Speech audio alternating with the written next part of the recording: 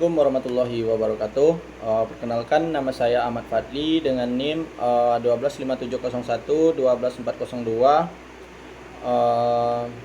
dari kelas C Manajemen semester 2, mata kuliah studi hadis dengan dosen pengampu Bapak Yupidus MPD. Di sini saya akan memberikan sedikit penjelasan terkait tugas kelompok yang telah dipresentasikan kemarin dengan judul Sejarah Kodifikasi Hadis.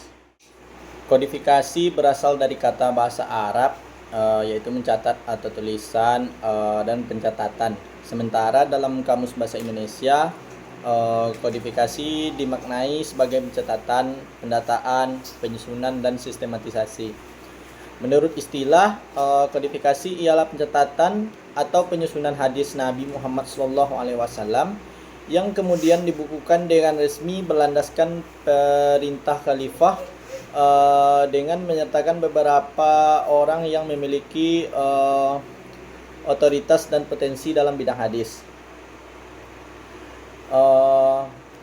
Sejarah dan perkembangan kodifikasi hadis, yaitu yang pertama pada abad ke-1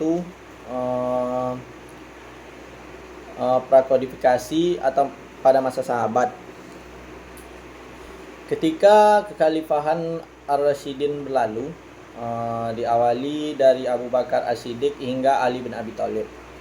Kodifikasi hadis hingga saat ini belum dilakukan dan masih belum diperbolehkan karena masih sibuk mengkodifikasikan Al-Quran. Supaya hadis tidak tercampur dengan Al-Quran, maka sahabat kecil dan tabi'in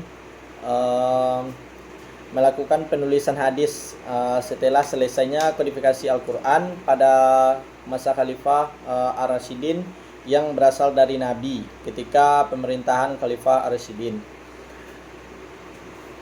Yang kedua yaitu pada abad kedua atau Khalifah Umar bin Abdul Aziz. Pada masa ini awal mulanya secara resmi hadis dikodifikasi pada abad kedua, yaitu pada masa kepemimpinan Khulafah Umar bin Abdul Aziz. Kodifikasi secara resmi dilakukan atas perintah khalifah dengan melibatkan anggota yang ahli di bidangnya dan tidak untuk kepentingan pribadi seperti pada sebelumnya. Kemudian yaitu yang ketiga, pada abad ketiga atau masa keemasan. Abad ketiga Hijriah ini merupakan abad keemasan Islam dalam sejarah kodifikasi hadis. Hal itu juga merupakan efek dari perjalanan panjang dan usaha keras para ulama sebelumnya dalam mencari, menyusun, dan menyeleksi hadis. Pada abad ketiga ini juga kodifikasi hadis sangat berkembang dengan signifikan.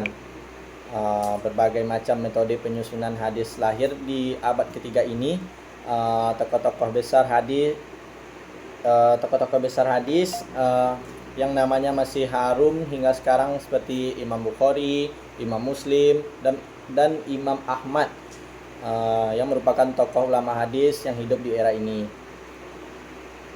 Kemudian yang keempat atau yang terakhir, penyempurnaan ilmu hadis, yaitu pada abad ke-5 sampai abad ke-6 Hijriah. Kodifikasi hadis pada abad ke-4 Hijriah dan seterusnya merupakan fase penyempurnaan dan pemeliharaan, ditandai dengan fokus ulama pada penertiban, pensyarahan atau penjelasan dan penyusunan kitab-kitab hukum berdasarkan kitab-kitab induk pada sebelumnya. Ini adalah era-era pembukuan ilmu secara komprehensif dan pematangan. Di masa hadis diseleksi, diklarifikasikan berdasarkan kualitas atau sahih atau dhaif ya, dan dikumpulkan berdasarkan tema atau tambahan sanad. Baik, segitu cuman itu yang dapat saya sampaikan. Lebih dan kurang saya mohon maaf. Saya akhiri dengan wassalamualaikum warahmatullahi wabarakatuh.